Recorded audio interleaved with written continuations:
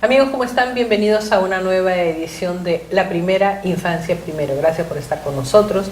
Realmente en estos días, pues, la situación que se nos viene presentando es bastante difícil. Nosotros hacemos un alto porque necesitamos hacer una seria reflexión con relación a lo que significa ser niña en nuestro país. Pareciera que estamos en la edad de la piedra, donde nacer mujer es un problema, donde en algunos países hay elección de sexo, cuando en ciertas culturas, no las voy a mencionar para no generar situaciones X, pero donde está limitado el número de hijos, se prefiere al varón. Cuando la mujer descubre que probablemente su embarazo genera una niña, cortan el embarazo, les está permitido cortar el embarazo para poder tener un hijo varón en diferentes culturas, en diferentes ambientes. Es esto muy preocupante, porque la niña, nacer niña, pareciera que tiene una doble discriminación, una doble sanción, y la realidad, el día a día que tenemos, debería ser totalmente diferente. Y en el Perú no sucede esto, a Dios gracias, y espero que realmente no suceda esto, pero sí se presenta una doble, triple y hasta 4 tipos de discriminación por el hecho de ser el género femenino. Y no vamos a excluir que esta discriminación empieza por casa. Y eso es algo muy serio, agravantes serísimos que ahora vamos a conversar y que realmente nos lleva a reflexión, porque acá no vamos a descubrir ni la rueda, ni el fuego, ni nada. Son cosas que ya están dadas, que se sabe cómo enfrentarlas. El asunto es qué se necesita para mejorar esta situación y no salgan estas violencias que todos los días nos llenan las pantallas, las redes, los medios de comunicación, con problemas tan serios de una mujer que está siendo vejada, ultrajada, maltratada. Porque también hay una responsabilidad de nosotros. ¿Por qué permitimos que nuestras niñas acepten este tipo de conductas? ¿O hasta dónde podemos llegar que las autoridades nos escuchen y nos protejan? Porque esa es responsabilidad de las autoridades. Y no que hagan caso omiso cuando uno va a hacer una denuncia y dice, anda, amístate con tu marido y olvídate del asunto. Y resulta que no es tampoco así. Hay cosas bastante serias. Las mujeres, para que sean escuchadas, tienen que morir. Esa es la pregunta del millón. Y bueno, para hablar de este tema, le doy la bienvenida a Ana María Watson, presidenta del Grupo de Iniciativa Nacional por los Derechos del Niño, GIN, y también está con nosotros Ana Cecilia Romero. Ella es una especialista en protección de la infancia, también del GIN.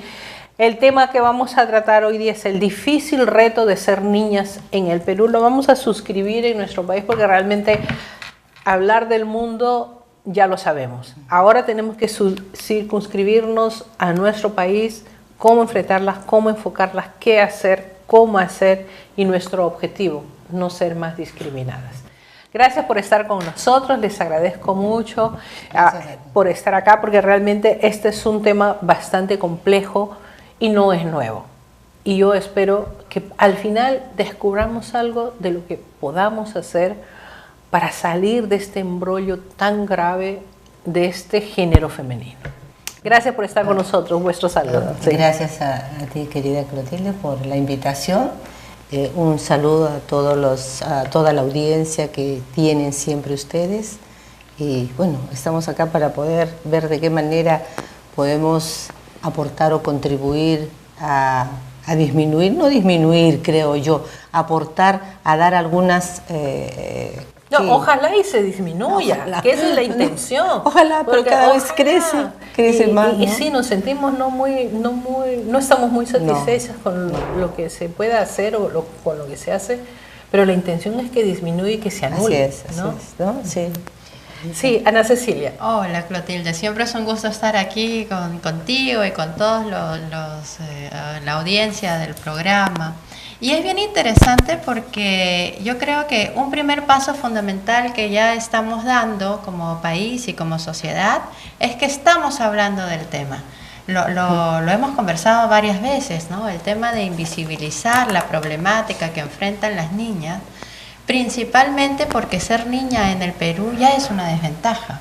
Y no porque lo digamos desde el punto de vista teórico. En la práctica, desde el nacimiento, las niñas se enfrentan condiciones y situaciones en el ámbito de la familia, de la escuela y de la propia sociedad que hacen con que sus oportunidades de desarrollarse en la plenitud de sus capacidades y posibilidades sean menores. Y además de eso, porque no solamente estas circunstancias son poco visibilizadas, sino que además de eso, nosotros como personas, no como profesionales, pero en la familia, en el ámbito de la familia, los padres, las madres, hermanos, tíos, tías, estamos siempre discutiendo otros temas que parecen más urgentes e importantes y nos olvidamos que las circunstancias que aquejan a las niñas en el Perú son tan prioritarias como estos otros temas que discutimos y que son de coyuntura, ¿no? Entonces nos parece súper fundamental esta posibilidad de seguir hablando y de reflexionar en conjunto cuáles son las condiciones básicas que requerimos como sociedad para que las niñas tengan las mismas oportunidades que los varones en nuestro país. Así es, muchísimas gracias, realmente esa será nuestra postura, porque además aquí hay unas estadísticas pues que dicen lo que es el retrato de nuestro país, ¿no? Estas son estadísticas presentadas a septiembre del 2017, ¿no?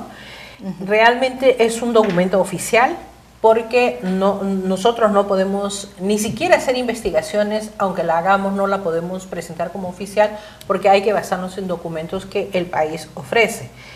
El retrato que tenemos acá es bastante complejo, ¿no? En forma general voy a señalar que hay 65.989 casos de violencia física, psicológica, sexual y económica hacia los niños, niñas y adolescentes, jóvenes, adultos y adultos mayores.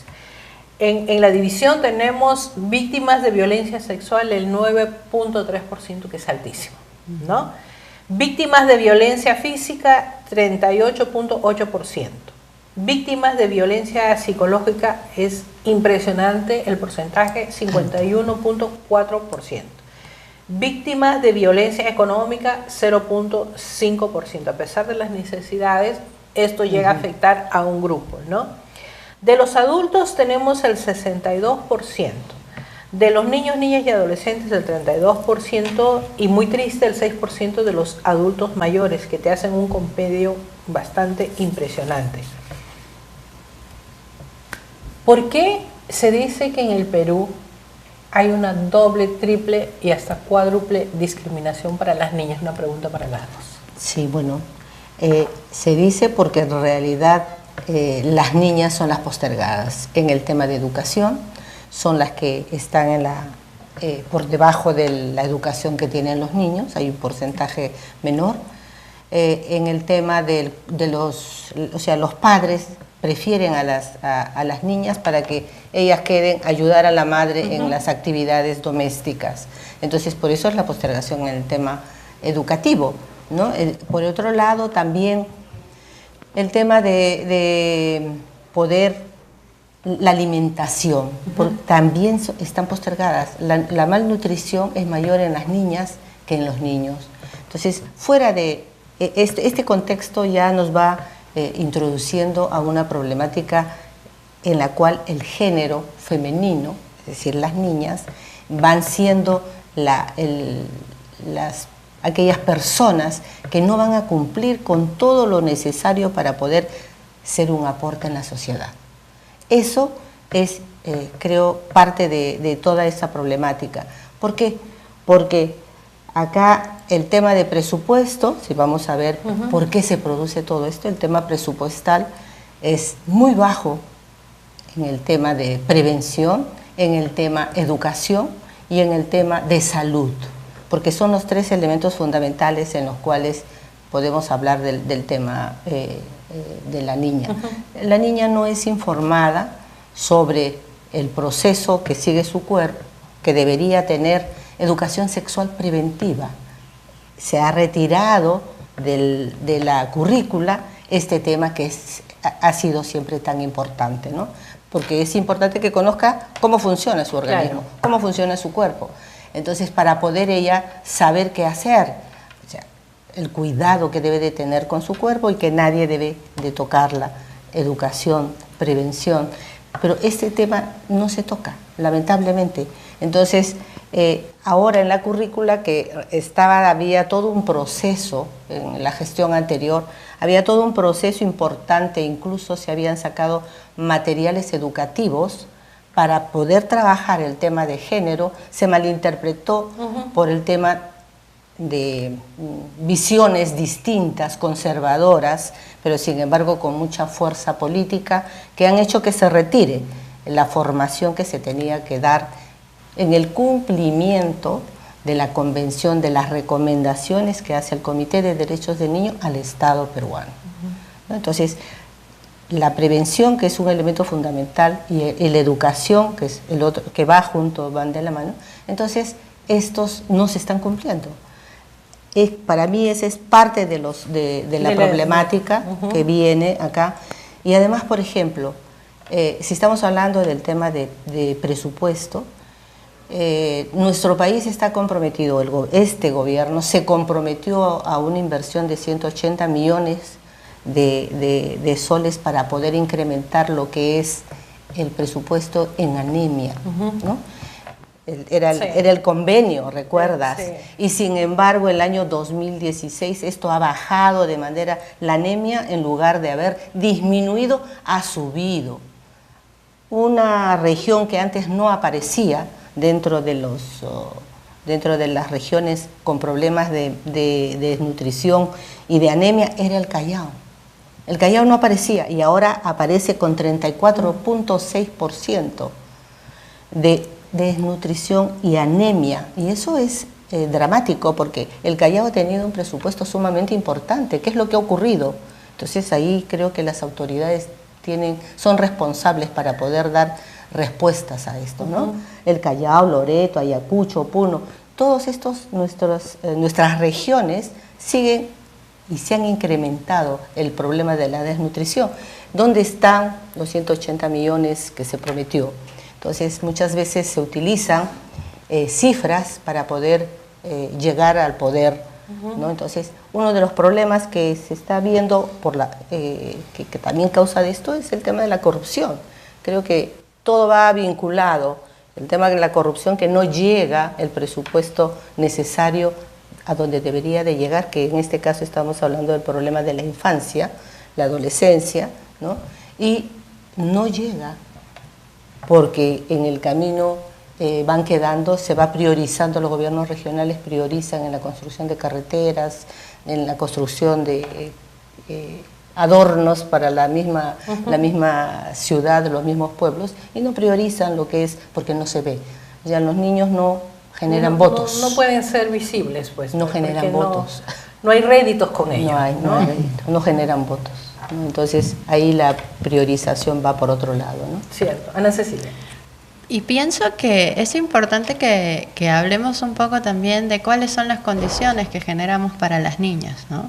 El hecho de ser niña implica que ya has nacido con una desventaja en términos, como decía Ana María, de acceso a la educación, pero no solamente del acceso a la educación, sino del percurso que tienes en tu trayectoria académica. Se sabe que aquellas niñas que tienen condiciones de estudiar y culminan la escuela son las que más acceden a, por ejemplo, la educación universitaria o técnica. Pero sin embargo también son las niñas aquellas que, si en la familia hay mayores dificultades de enfermedades o económicas, son retiradas de la escuela para asumir labores domésticas. Adicionalmente a eso, en términos de salud, son las niñas las que tienen menos acceso a todo lo que es el control preventivo de la salud y posteriormente las que menos reciben información respecto a lo que es la salud sexual reproductiva. Y esto en el ámbito de la escuela y en el ámbito de la salud también, de la atención primaria, que es fundamental para todo el proceso de aprendizaje, autocuidado que deben de tener. Pero también es cierto que en paralelo a estas circunstancias que tienen las niñas, las circunstancias de cómo son criados los hombres y cuáles son los roles que se les adjudican en su espacio familiar y en su espacio social, contribuyen a diferenciar y a limitar los derechos de las niñas. Por lo tanto, esta circunstancia y estas condiciones que son las que provocan las causales de esta desventaja que tienen las niñas en el Perú, tiene que ver transversalmente con lo que es nuestra política nacional. Si bien es cierto, el Plan Nacional de Acción por la Infancia nos habla de una visibilidad de la niña, tanto en su descripción como en algunos resultados, no lo vemos traducido, por ejemplo, en indicadores que nos hablen de cómo se va a enfrentar desde una estrategia y una política nacional estas desventajas que tienen las niñas y las adolescentes mujeres. Entonces, tampoco en la estructura de la política pública vemos concretamente reflejado el hecho de que se estén trabajando estrategias a nivel nacional. Por otro lado, cuando hablamos de una de las problemáticas mayores que tienen las niñas, de un lado la violencia y de otro lado el embarazo adolescente o el embarazo precoz, porque como ya comentábamos hace un momento, lo que es preocupante en nuestro país no solamente es que las cifras de violencia no han disminuido, sino que siguen aumentando año tras año, sino que además el embarazo adolescente 40% es producto de violencia sexual. Y que de ese 40% de violencia sexual que sufren las niñas, 75% es producto de abuso sexual en la familia. Entonces estamos hablando de condiciones, de un lado sociales, pero también de desprotección que sufren nuestras niñas y niños en la vida cotidiana, ¿no? Y que es una cascada porque viene desde el diseño propio de la política pública que todavía no ha marcado una clara posición respecto a cómo va a enfrentar esta dificultad. Y por otro lado, cuando hablamos específicamente de los problemas que aquejan a la población femenina, a las mujeres del Perú, y sabemos que esto se inicia desde los primeros años de vida, también las políticas públicas que hablan de mujer han postergado los temas vinculados a la infancia. Entonces, por ejemplo, en el PPR de violencia familiar y violencia contra la mujer, el resultado que menos recibe fondos para ejecución es el resultado vinculado a la violencia hacia las niñas, ¿no? Entonces, vamos viendo que las condiciones que se van generando son muy complicadas. Por otro lado, cuando hablamos de aquellas condiciones que promueven el empoderamiento y el desarrollo, como la participación, que sería un eje que podría ir fortaleciendo la capacidad de las niñas para desarrollarse y también para adquirir conductas preventivas, vemos que el porcentaje de presupuesto vinculado a este resultado es 0.01%, entonces es casi nulo.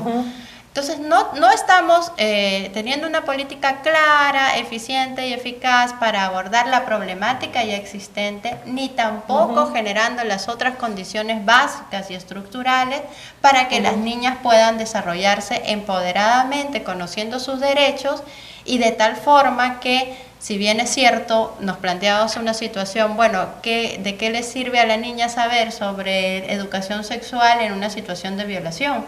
Pero si 70% de la violación sexual de niñas y de adolescentes es en el ámbito familiar, podrá conocer los indicadores o las situaciones que representan un riesgo y denunciarlo.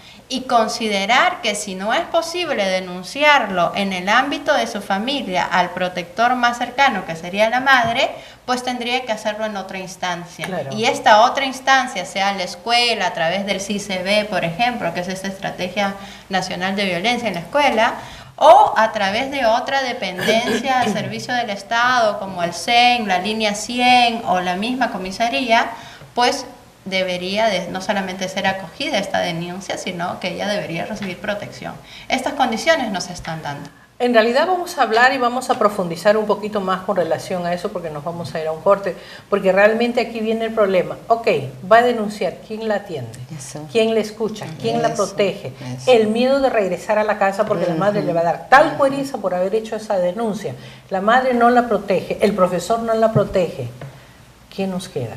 Yo creo que esas son situaciones que nosotros debemos un poquito aclarar para saber que hay una obligación siempre con quien es menor de edad. Nos vamos al corte y regresamos enseguida.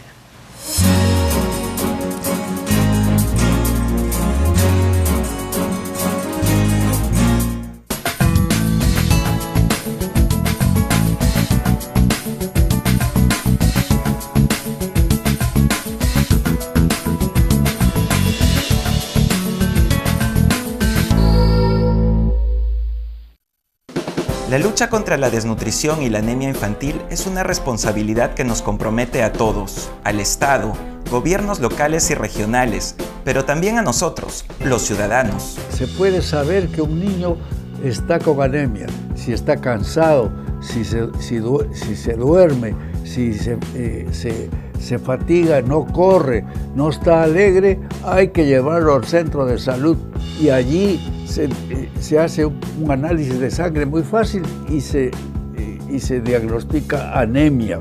Esa anemia se cura con buena alimentación y con eso que se llama micronutriente. Es como echar sal a la comida, se mezcla con todos los otros alimentos que se le da a la criatura y con eso se cura la anemia. En el centro de salud están los micronutrientes, que son absolutamente gratuitos y que la madre tiene la responsabilidad de exigir que le den. La anemia se cura y es responsabilidad de todos, absolutamente de todos.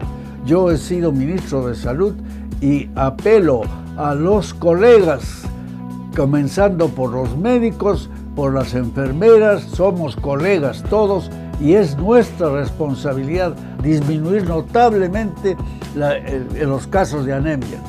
Infórmate y actúa, todos juntos sí podemos.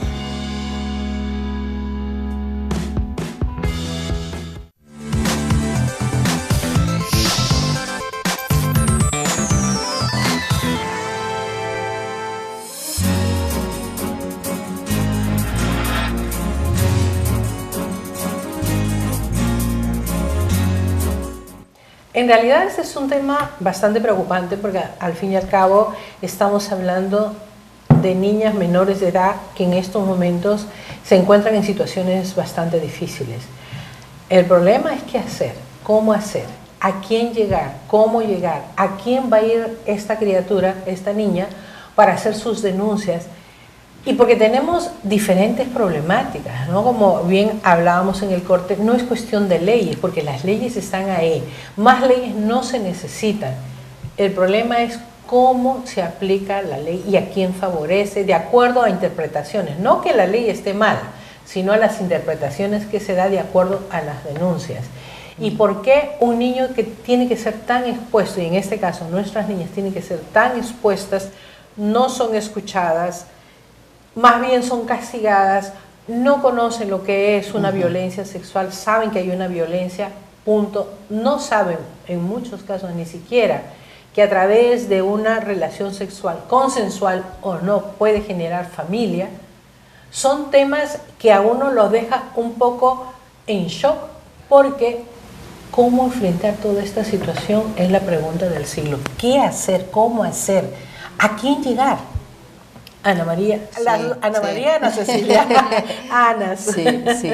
Bueno, ahí realmente, ahí está el cuello de botella, ¿no? Porque entonces muchas veces en muchos lugares distantes, conozco el caso también de una niña que fue incorporada a trata a la fuerza, se la ubicó, pero ¿quiénes estaban involucrados en este tema de trata? Era la policía, nada menos. ¿A quién haces entonces la denuncia? Se hizo la denuncia, pero obviamente si están ellos involucrados, no hicieron absolutamente nada, ¿no? Entonces, ahí, queda, queda ahí la formación que tiene y también las obligaciones que se pueden ir desarrollando y el nivel de exigencia que debemos de tener todos. Debemos de generar conciencia de que cada uno de nosotros somos responsables de cada uno de los niños que vemos alrededor. No podemos dejar nuestras responsabilidades, no es mi familia, no es mi tema, no puedo yo involucrarme. Y el temor de involucrarse también, ¿no? Sí. Y por otro lado, lo que dice, no te metas, por favor, es otra familia, no te metas. No, yo creo que es responsabilidad de todos, porque si nos quedamos callados, si sabemos que está ocurriendo algo anormal en una familia, tenemos que decirlo, tenemos que denunciarlo, porque no es posible que escuchemos los gritos de los niños con los castigos que reciben y nosotros nos quedemos callados sin decir nada. Entonces acá, por ejemplo, el niño tiene derecho a no ser objeto de ninguna forma de violencia. Eso es lo que dice la ODS, ¿no? La meta 16. Poner fin al maltrato, a la explotación, a la trata, a la tortura, porque el castigo físico es una forma de tortura. Exacto. ¿no? Entonces, también lo dicen las normas a las cuales nuestro país se ha suscrito. Entonces, tenemos ahí que difundir cuáles son los derechos de los niños, que tienen el derecho al buen trato y no al maltrato. Tienen ellos el derecho a poder educarse, a poder recibir una formación en la medida de lo posible, obviamente, pero no puede ser discriminado. La discriminación, que es una de las formas también que padecen las niñas, ¿no? Por ser mujer se les discrimina, por ser mujer están fuera de la educación muchas veces, y por ser mujer tiene que dedicarse al servicio doméstico. Ese es un problema, ¿no? Sí, ese es un problema. Y yo la preocupación que viene es, ¿cómo podemos hacer para que los padres no violen a las niñas, a sus hijas, a sus propias hijas? ¿Dónde está esa capacidad de razonamiento, de entendimiento? No somos animales, ¿no? O sea, creo que el ser humano tiene una capacidad de reflexión mayor que el resto. Entonces, no se puede permitir ni aceptar que el padre pueda ser el violador de las niñas. Hay comunidades altoandinas en las cuales es el padre quien inicia sexualmente a la niña. A los culturalmente aceptado. Culturalmente aceptado. Viernes Santo, ahorita que viene Semana Santa, el Viernes Santo es el día en que las niñas son violadas. Son iniciadas. ¿Y quién inicia? Iniciadas, el padre. entre comillas. ¿Y quién inicia? El padre. O sea, y esta es están trayendo a la actualidad una costumbre que era de la Edad Media, ¿no? El derecho a la pernada, ¿no? Porque eso era el señor feudal, exigía que la primera noche lo tenían que pasar con él. Y entonces, y ahora es el padre quien asume esa situación. Es como un derecho. Es un derecho. ¿No? Y es aceptado, aceptado. Entonces, por toda la comunidad. ¿Qué falta ahí? Educación, educación y educación. No hay otra forma cómo vamos a poder modificar las conductas, ¿no? Creo yo que eso es parte de todo este problema, es la educación y la denuncia, porque tenemos que proceder y acostumbrarnos. Pero como tú decías en el intermedio, ¿qué hacer si la madre dice, oye, pero si yo denuncio a mi marido, que es el que se está violando a mi hija, ¿quién va a mantener a mis otros hijos? Y a la propia violada. Y a ella misma. Entonces tú dices, pero es que no es posible que se pueda permitir una situación de maltrato y que la niña pierda posibilidades de futuro, de vida, porque es lo que está perdiendo, ¿no? Entonces, ahí está la gran contradicción, y ahí el Sistema Nacional de Protección a la Infancia, que es parte del sistema del Ministerio de la Mujer, o sea, el Ministerio de la Mujer es el ente rector y es el que debería de poner en ejecución lo que es el sistema de protección, es decir, casas, albergues para estas niñas, ¿no? Que son maltratadas, que son ultrajadas, pero no existe nada. ¿Por qué? Porque no hay presupuesto. Entonces, ¿realmente no hay presupuesto? Lo que pasa es que no la se otra prioriza. pregunta del millón, ¿no? No se prioriza la infancia. Y bueno, y tenemos una dificultad grande porque la demanda, a pesar de que ya sabemos que solamente alrededor de 20% de los casos son denunciados, o sea, las cifras oficiales que tenemos son mínimas, representan solamente 20% de lo que existe. Y eso quiere decir que estamos en un problema gravísimo porque si ya actualmente somos el tercer país en toda Sudamérica que tiene mayor índice de violencia hacia la mujer, imagínate si tuviéramos realmente la totalidad de denuncias de las cosas, de las acciones de violencia que ocurren. Pero lo que sucede es que como no se ha determinado en los diferentes niveles el sistema de protección, es muy difícil, ¿no? Entonces tenemos un presupuesto que está prácticamente en su totalidad asignado a atender los casos de las denuncias o de las víctimas. Lo posterior. Sin embargo, en la parte de prevención no existe ni presupuesto ni tampoco una estrategia clara. Es lo que hablábamos antes, ¿no? Esa tiene que ser una estrategia clara, sostenible y multisectorial, con la participación de toda la sociedad, porque estamos hablando que estamos frente a un reto de un cambio social. Tenemos que partir primero en reflexionar y en pensar por qué es que nuestra sociedad es tan tolerante hacia la desprotección de las niñas y hacia la vulneración de sus derechos fundamentales.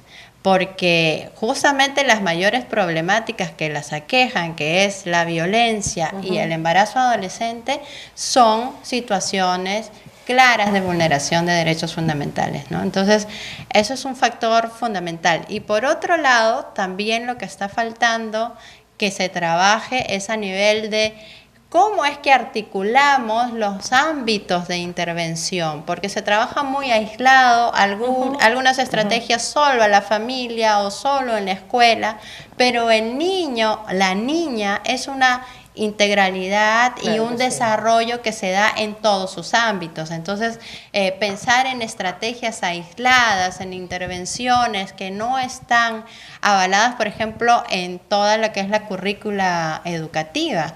El espacio de la escuela es un espacio fundamental porque las niñas pasan casi la mitad de su horario del día en la escuela. Cierto. Pero si no tenemos escuelas protectoras, porque también se dice que se educa con el ejemplo, ¿no? Entonces va bien el discurso, pero la acción de la escuela no está orientada a proteger, a denunciar situaciones de violencia que puedan ocurrir en la escuela o en otros ámbitos, ¿no? Y por otro lado, el trabajo en la familia, que si bien es un trabajo un poco más costoso en términos preventivos, también es el que tiene mejores resultados. Ya estudios internacionales nos muestran que el retorno de la inversión de lo que es prevención es alrededor del 70%. Claro. Sí. En realidad es toda una problemática que nos lleva a la formación, a la educación para lograr la prevención. Nosotros tenemos un serio problema porque es evidente que en nuestro país, por Z razones, porque no es el caso de aquí de señalar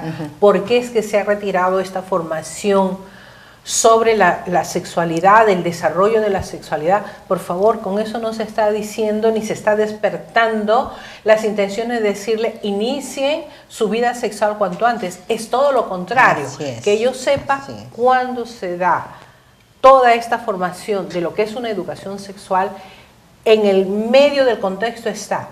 Es mucho mejor que el inicio de la vida sexual sea lo más retrasada posible, porque hay una serie de situaciones que ponen en riesgo la vida de las criaturas, especialmente de las mujeres, y porque una niña está expuesta no solamente a compañeritos de colegio, está expuesto a los adultos que están en su entorno, incluyendo su padre. Y entonces nosotros preguntamos, ¿qué tipo de educación debemos dar a nuestros niños, nuestras niñas, a las comunidades, a los profesores que están obligados a proteger a sus chicos porque permanece cuánto tiempo con ellos, a los padres, a las madres? Aquí hay que especificar. Papá y mamá tienen que tener esta formación, que requiere un esfuerzo muy grande, es verdad, Que requiere un gran presupuesto, es verdad, pero lo hay.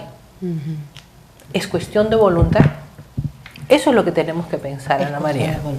Es cuestión de voluntad, porque nosotros hemos estado haciendo una campaña bastante grande el semestre pasado, justamente para poder conseguir que se pueda incrementar el presupuesto a la infancia, ¿no? Para poder invertir en lo que es prevención, porque con prevención se pueden lograr muchas cosas.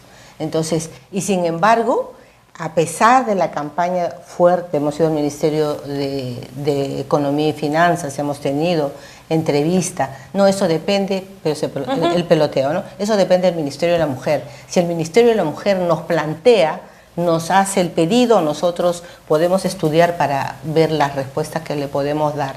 Entonces, hemos ido al Ministerio de la Mujer, no, eso depende del Ministerio de Economía. Entonces, ¿saben qué? Les recomendamos, vayan a la Comisión de Presupuesto del Congreso. Hemos ido al Congreso y hemos estado haciendo incidencia con los responsables de la Comisión de Congreso.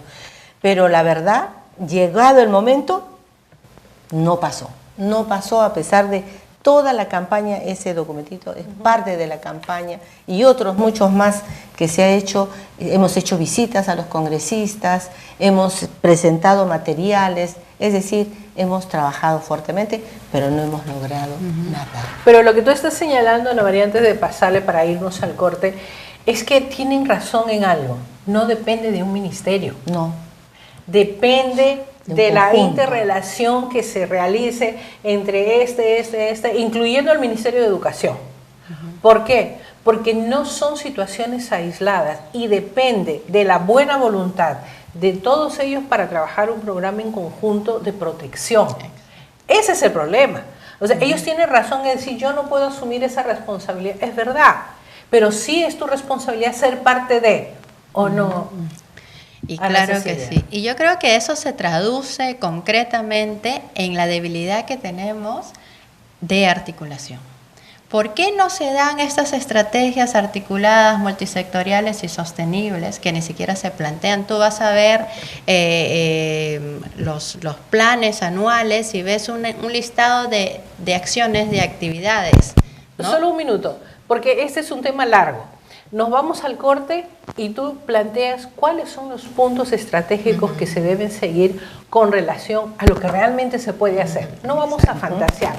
Vamos al corte y vamos a hacer un seguimiento de todo lo que se puede hacer, lo que se debería hacer. Y saben ustedes, la buena noticia es que el presupuesto hay. El cuento es que no lo asignan. Ese es el problema. Nos vamos al corte. Sí. No lo asignan.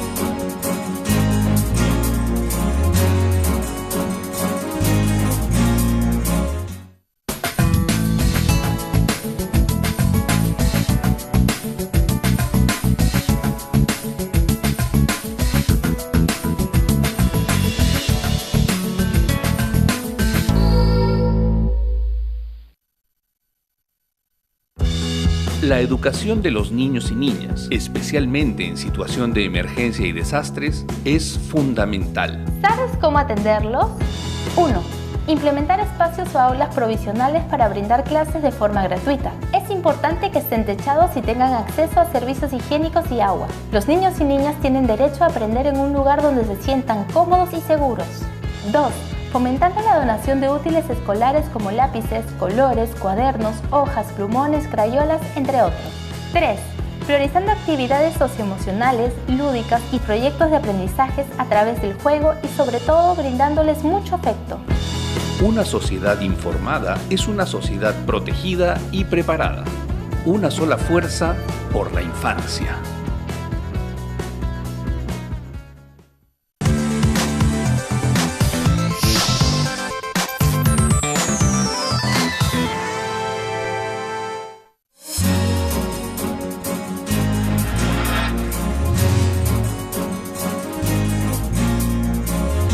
En realidad este es un tema que nos deja con un mal sabor en la boca porque realmente no es muy fácil, pero nosotros estábamos hablando de lo que realmente se podría hacer y por qué la voluntad política es tan difícil, Ana Cecilia. Bueno, primero tenemos ciertas características en nuestro aparato del Estado que ya son desfavorables, ¿no?, a que se implementen efectivamente algunas políticas públicas. En el caso de infancia, específicamente, la política pública más importante es el Plan Nacional de Acción por la Infancia, que ahora ya tiene rango de ley. Y por lo tanto, ha sido en este contexto que se ha estado haciendo incidencia para el tema presupuestal. Desde diferentes espacios y grupos se está trabajando. Sin embargo, la cuestión es, el MEF, desde sus competencias particulares, nos dice que, bueno, ellos asignan presupuesto en función a la consulta que hay para solicitar este presupuesto. Y hemos tenido también del otro lado con el ministerio, los otros ministerios y sectores del Estado, se trabajan acciones o estrategias que son puntuales pero no son a largo plazo. Por ejemplo, en este momento ya no se quiere desde el Estado pensar en un nuevo presupuesto por resultados, sino más bien fortalecer los presupuestos que actualmente están en ejecución. Lo que sucede es que estos presupuestos tienen muy poca asignación presupuestal para infancia y adolescencia. Cierto. Y en el ámbito de las debilidades de articulación, lo que tienen como consecuencia es que justamente las acciones, estrategias que requiere este tipo de problemática, que no solamente son integrales, pero también multisectoriales, todavía no han sido planteadas. ¿Por qué? Porque hasta la fecha tampoco tenemos evidencias concretas de cuáles son las verdaderas cifras y las verdaderas circunstancias de las problemáticas mayores que afectan a la infancia. Un ejemplo claro es que la mayoría de resultados del Plan Nacional de Acción por la Infancia no tienen línea de base. Y eso es grave. Y ahora que estamos, creo que hay un paso importante que ya ha dado la gestión pública en los últimos 2 años, es que se va a comenzar a trabajar por evidencias. Gestión por resultados basado en evidencias. Bueno, el Plan Nacional de Acción por la Infancia carece de evidencias porque carece de líneas de base. Aquí hay una debilidad grandísima para poder plantear estrategias. ¿Cómo planteamos estrategias articuladas y multisectoriales si no sabemos cuál es la situación de cada una de estas problemáticas? Se tiene que tener una radiografía y el problema es eso. O sea, para que sea entendible, mucha gente me dice, bueno, ¿y qué es línea de base y cómo que se da? Es como saber, ¿no? La cabeza está acá, los brazos están acá, el cuerpo está acá, las piernas están allá. Línea de base significa que uno tenga toda una información relacionada a los niños que tienen diferentes tipos de violencias, a las niñas que tienen diferentes tipos de violencias, o sea, tener una información, lo que sería una radiografía de nuestra niñez para poder ejecutar y cómo realmente resolver las diferentes problemáticas que se tienen. Pero si uno no tiene esa información, ¿cómo se actúa? ¿Cómo tú haces una metodología? ¿Cómo tú planteas objetivos concretos para poder decir, bueno, basta ya de embarazos preadolescentes, adolescentes o infantiles? Si no tienes esa información, ¿cómo trabajas? Y la mayoría de las personas te exigen la línea de base. ¿Cómo se arma la línea de base? Claro, para eso necesitas tener presupuesto para poder hacer el estudio a ese nivel. Otra circunstancia que nos aqueja en este nivel es el tema de la articulación y de la atención integral al niño. Entonces, nosotros podemos tener cifras lo más próximas posibles y oficiales de la incidencia de violencia física, sexual, por otro lado de la situación escolar de las niñas, etcétera, etcétera. Pero en un ejemplo en particular, respecto a embarazo adolescente o madres adolescentes, hay una cosa muy discordante entre los sectores. La cifra de denuncia está muy por debajo, alrededor de 40%. Las cifras oficiales del CEN tienen un porcentaje mayor de atención. Luego las cifras de salud sobre atención, por ejemplo, de todo lo que es la atención prenatal y etcétera, etcétera, tienen otras cifras. De parto solamente se registran el formato de registro. De embarazo adolescente es a partir de los 15 años. Este es el indicador. ¿Qué pasa con el resto de niñas? ¿Y por qué tenemos las otras cifras? Porque RENIEC registra los registros de recién nacidos. Por eso sabemos que existen madres, niñas menores de 15 años, ¿no? Inclusive menores de 10. Y claro, inclusive menores de 10 años. Pero no hay una integralidad de la información. Y eso es solo sobre el tema de embarazo adolescente. No podemos saber entonces en estas menores de 15 años, todos han sido por situación de violencia sexual según la ley.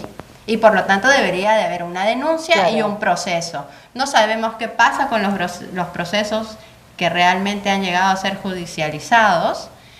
Y además de eso, tampoco tenemos la otra información de qué pasó con esta niña que teniendo 10 años sufrió de una situación de violencia sexual, fue madre, y qué pasa con su vida escolar, qué pasa con su vida familiar, y de salud, y etcétera. Entonces, cuando se plantea este nuevo Plan Nacional de Acción por la Infancia, uno de los temas que se discutió bastante fue la necesidad de que tengamos un registro nacional que articule la información y que se pueda hacer un seguimiento infancia-adolescencia.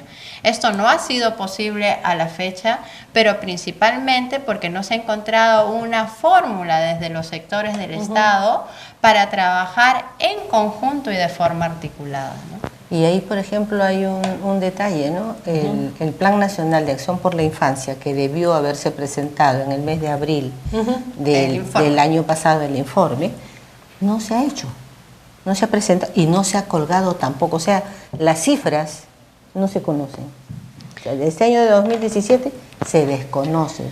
Entonces, ¿cómo es posible que se pueda dar alguna información mucho más sostenida de qué es lo que está ocurriendo? No hay forma. Y también nos lleva a otra reflexión. Realmente, ¿cuál es la prioridad que tiene la infancia, que tienen nuestras niñas y adolescentes en realidad la pregunta en el sería, ámbito político? ¿cuál es la prioridad que tiene la infancia en el Perú? Exacto, ese es. Y bueno, hay estas acciones que nos dan indicio que realmente la prioridad es mediática, cuando tenemos un caso extremo. ¿No? En que ya exacerba los ánimos de la sociedad. Pero más allá... Pero es porque llegan los medios.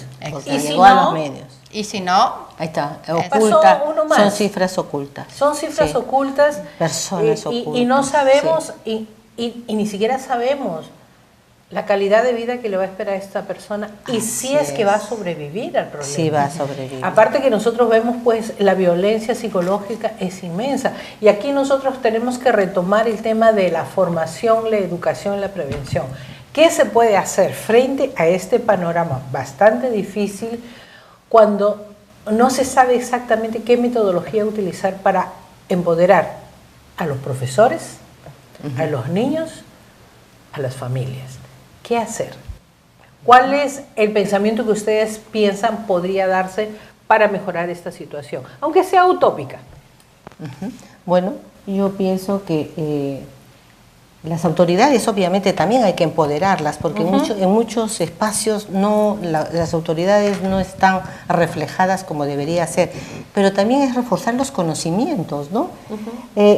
Ahí nosotros, por ejemplo, una de las formas que decíamos que tendríamos que hacer es un registro. Ya se ha hablado de que es importante hacer el registro de los violadores, ¿no? O sea, eso es importante, pero ¿para cuándo va a estar listo? Porque acá demoramos años, hasta ahora el reglamento de la ley 30403 hasta ahora no está dada. Han pasado 2 años y todavía no. Nos han invitado a discutir el famoso reglamento, pero nos dijeron que ya salía y hasta ahora no se conoce.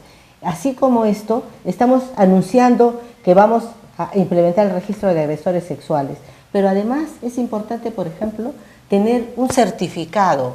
O sea, son documentos en verdad que uno dice, sí, pero ¿para qué? Si mucha de esta gente no está... Sí, pero cuando hay muchos de estos que entran a trabajar, o sea, son barrenderos, etcétera, en diferentes estratos, si existiera un certificado de antecedentes de delitos sexuales, así como un certificado de buena conducta, igual, entonces por lo menos podrías amenguar un poco por el temor, tal vez, ¿no? Se podría disminuir este tipo de problemas. Pero fundamentalmente creo es que los jueces cumplan con su función y además sean conscientes que cuando estén juzgando a un agresor, que la pena no pueda disminuir, porque normalmente dan una pena de 5 años, 10 años y luego por buena conducta al año los están sacando porque ya no hay espacio. Pero no hay cierto tipo de acciones violentas que no tienen por buena conducta, no tiene la no deberían tener, no, porque en muchos países tenemos ese ejemplo. Quien es un pedófilo o ha ejercido una violencia sexual, sea consensual o no, menor de edad, es eso, está con sus derechos totalmente cortados y limitados y no hay cómo esa pena se reduzca. ¿Por qué es que en nuestro país no sucede eso? O sea, ¿cuáles son las consideraciones? Bueno, primero porque tenemos un alto índice de impunidad. Los casos, ahora por el nuevo Código Procesal Penal, casos de esta naturaleza deberían de estar con sentencia, sea favorable o no, a máximo al año. Sin embargo, la media para este tipo de casos es de 4 años, ¿no? Por otro lado, cuando hablábamos del registro, el registro es de casos sentenciados, ¿no? Sentenciados, porque posible culpabilidad no le podemos dar, ¿no? Entonces, casos de sentencias, pero los procesos son larguísimos y cuando se va a dar la sentencia, las sentencias siempre absuelven a quien ha sido el agresor. Por la dilatación del tiempo que no tienen los elementos probatorios. Por varias razones y también por algo que hablábamos hace un momento, que es el tema de la interpretación de la ley. Mucho ha tenido influencia en este tipo de casos las supuestas acciones consensuadas. Y ahí tendríamos que pensar qué cosa es consensuado, ¿no? Es un tema difícil, ¿no? Entonces ahí hablamos, y entonces lo que realmente nos enfrenta a esta situación y la situación de las niñas en el Perú, nosotros somos mujeres y probablemente a lo largo de nuestra vida hemos pasado por situaciones que nos han indicado claramente que ser mujer en el Perú era mucho más complejo, ¿no? Y que tenías que como que demostrar muchísimo más que realmente tenías ciertos derechos y necesitabas ciertas condiciones. Pero en el caso particular que enfrentan ahora las niñas, lo que sucede es que deberíamos de tener no solamente un cambio en términos de que la justicia se dé, que el sistema de protección funcione adecuadamente, que las estrategias de preventivas sean articuladas y sostenibles, pero nos enfrentamos a un reto mayor, que es un reto que implica un cambio social. Y un cambio social es una tarea que le ha llevado a otros países que han tenido éxitos, ahora pensando en evidencia, Finlandia, Dinamarca y etcétera, donde no hay cero situaciones o países donde hay 0 encarcelados o sentenciados por algún delito, es justamente que, por ejemplo, hablando de un tema particular como es la educación sexual, se inicia en el preescolar. Y aquí estamos discutiendo si los adolescentes y por otro lado, que las situaciones de violencia en el Perú todavía son consideradas como hechos privados. Y la violencia y la vulneración de derechos de niñas y adolescentes es un hecho público porque le concierne a toda la sociedad y porque ellos deberían de ser protegidos por toda la sociedad. La Carta Magna lo indica. Sí, lo indica. Entonces, ¿qué sucede cuando en tu en tu comunidad, en tu cuadra, en tu familia, saben que tú eres un padre o una madre maltratadora o que de repente eres negligente con tus hijos. Esto es considerado un hecho privado en el que nadie debe de opinar o tomar alguna acción. Pero por otro lado, el Estado no garantiza la protección de las niñas y adolescentes porque si tú, primero que es muy difícil que hagas una denuncia anónima, requieres, ¿no?, siempre ser partícipe del proceso. Pero además de eso, cuando hay necesidades y las niñas corren riesgo de vida, deberían de tener espacios adecuados donde sean protegidas junto con sus madres y sus hermanos, ¿no? Pero estas circunstancias no se dan. Sí, en realidad yo creo que el tiempo nos ha quedado corto sobre este tema. Ojalá y podamos continuar conversando sobre esta situación, porque hay una serie de situaciones bastante difíciles. Bueno, no solamente es el hecho que las niñas no puedan ir al colegio, porque se privilegia que ayude a la mamá. En muchos lugares el niño va al colegio, la niña se tiene que quedar a hacer las tareas domésticas, ¿no?, independientemente de si está o no matriculada. Después está obligada a bajar la cabeza ante la alimentación. O sea, primero son los adultos mayores, los hombres mayores, después los hijos y después las mujeres.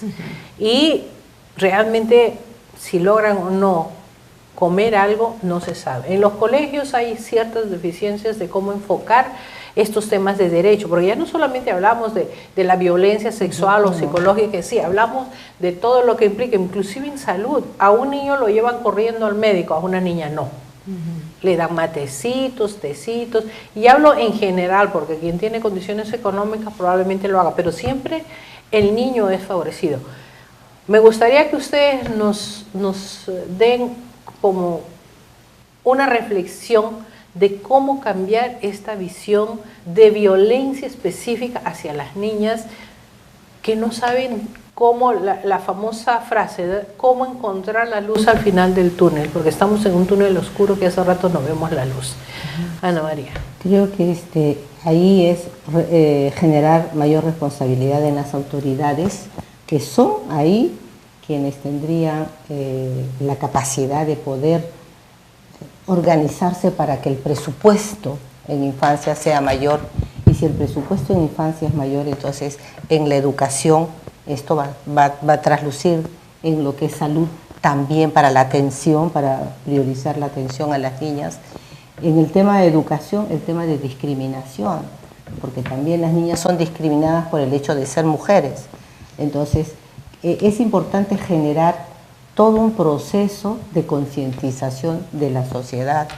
Las madres, ahí tienen que ver no solo los niños, tienen que ver las madres, su entorno, su comunidad, sus autoridades, gobiernos locales, regionales.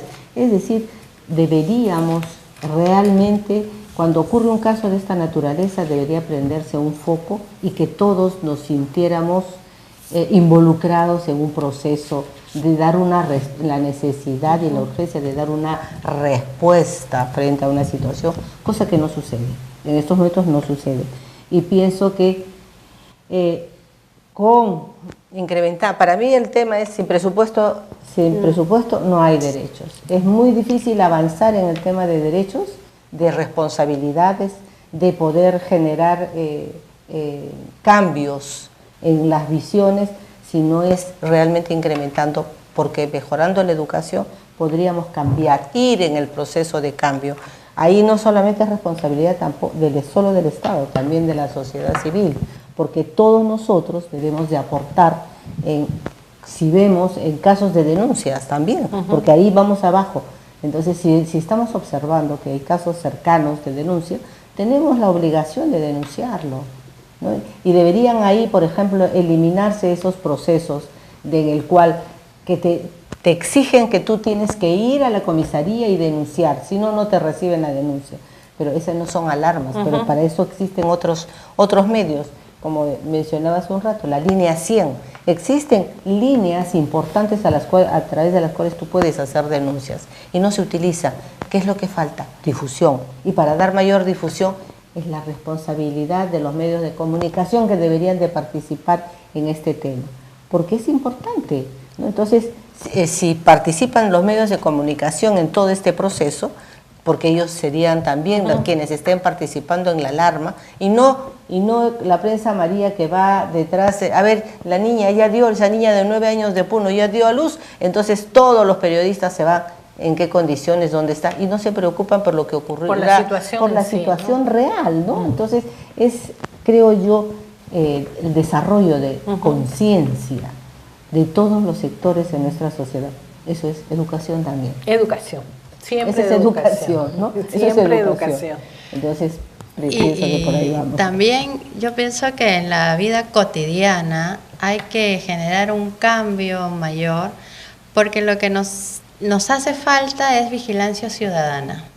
Tiene que haber tolerancia cero a la desprotección y a la vulneración de los derechos de las niñas y adolescentes, y eso se tiene que dar en todos los espacios. Entonces lo que nos toca es comenzar a hablar, y hablar siempre, y hablar lo suficiente hasta que lleguemos a circunstancias y condiciones mínimas para proteger a los niños y a las niñas en todos los ámbitos. Entonces hay que comenzar a conversar en el espacio familiar, qué cosa es lo que está sucediendo en la familia, pues lo que los niños no tienen, lo que las niñas no tienen es confianza, es comunicación y es capacidad de un entorno protector. Eso es lo que nos está faltando. Pero por otro lado, el hecho de que nuestra posición ciudadana es bastante apática, desinformada y poco participativa. Entonces la vigilancia ciudadana, ya que los otros servicios no se dan abastos, pero sin embargo la vigilancia ciudadana tampoco funciona. Entonces nos indignamos profundamente, pero somos del tipo de ciudadano que no ve, no escucha y no dice nada. Bueno, en religión te dirían que tienes una conciencia adormecida.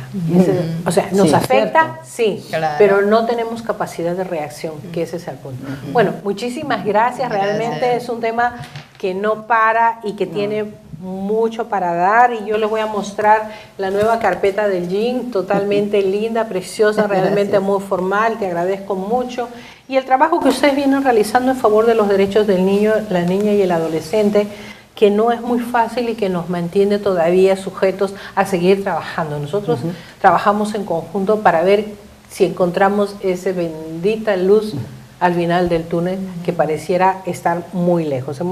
Estamos ahora con Ana María Watson, presidenta del Grupo de Iniciativa Nacional por los Derechos del Niño, JIN, y también con Ana Cecilia Romero, especialista en protección de la infancia también del JIN. Y a ustedes les agradezco mucho por haber estado con nosotros. Realmente no vamos a terminar este tema porque es muy importante, especialmente en estos momentos tan mediáticos donde la violencia sea el género femenino, y yo no me voy a cansar de hablar de género porque es una realidad. Existen dos, hombre y mujer, es una cuestión de género, sí, género masculino, género femenino, no existe más nada, no hay misterio en ello. Por lo tanto, vamos a seguir hablando sobre esta situación. Muchísimas gracias y nos vemos la próxima semana con otro tema importantísimo, siempre en favor de los niños y la familia nuestra familia peruana. Gracias.